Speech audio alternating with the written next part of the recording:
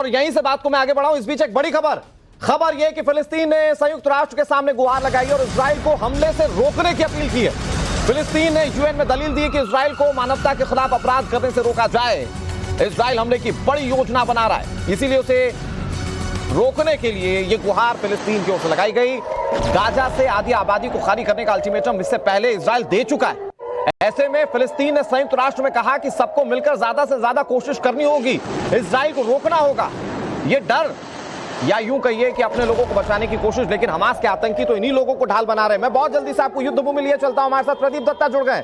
प्रदीप, आज युद्ध भूमि में क्या हो सकता है, क्योंकि कहा जा रहा है अल्टीमेटम खत्म हो चुका है, यानी कि अब सीधे ग्राउंड एक्शन की तैयारी है इजराइल।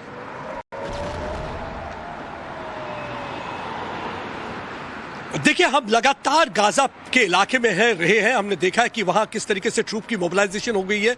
हमने देखा है कि उन्होंने ट्रेंचेस बना दिए हैं, आर्टिलरी गन्स बिल्कुल निशाना साधे हुए बैठी हुई है, और उसके साथ साथ टैंक मूवमेंट भी वहां पे हो चुकी है। यानी कि जो आपने देखा इससे पहले हमने जो लगातार पिछले कुछ दिनों में देखा, तो हमने देखा कि किस तरीके से फाइटर जेट उन इलाकों पे हमला कर रहे थे, बमबारी कर रहे थे, ताकि पूरी तरह से तहस नहस कर सके हमास के ठिकानों को। लेकिन अब जो है दूसरा फेज जंग का शुरू हो गया है।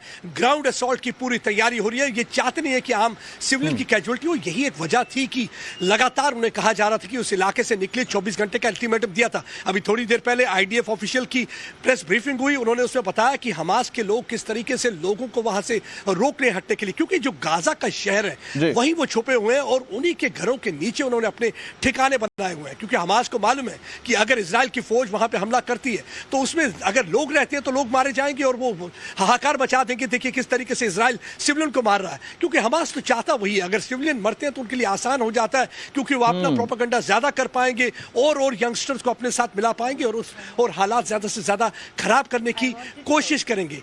लेकिन इस समय आपको मैं बता सकता हूं कि वहां पे स्थिति जो है बिगड़ती जा रही है। लगातार फोर्सेस उनके ठिकाने की तरफ मुंह कर रहे हैं।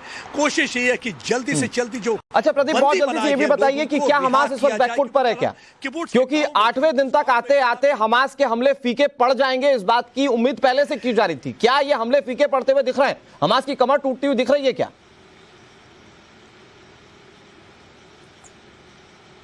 देखिए, हमास की कमर तो किसी हद तक टूट चुकी है, क्योंकि हमने देखा होगा कि पहले दिन कहा 6000 के करीब रॉकेट और अब 100 या 200 के करीब रॉकेट दाग रहे हैं। हालांकि उनकी कोशिश है कि अभी भी सिविलियन ठिकानों को वो तहस नहस करते रहे, क्योंकि हमास को मालूम है कि वो इजराइल की फोर्स और टेक्नोलॉजी के सामने टिक नहीं सकता है।